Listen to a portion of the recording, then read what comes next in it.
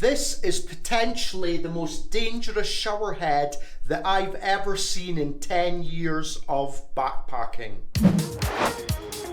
Let's go, baby! Woo!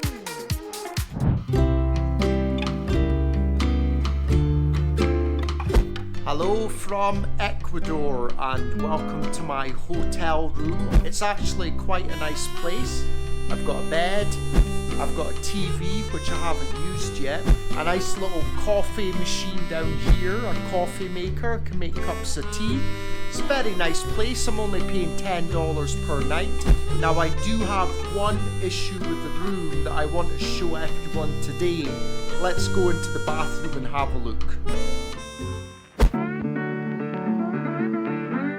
Let's have a closer look at the shower. Upon first impressions, it looks like a normal shower, but if you look closer, you will see exposed wires protruding from the shower head. It's an electrical shower, and the wires are basically exposed. If you're having a shower, water's going to be splashing about. You could get electrocuted.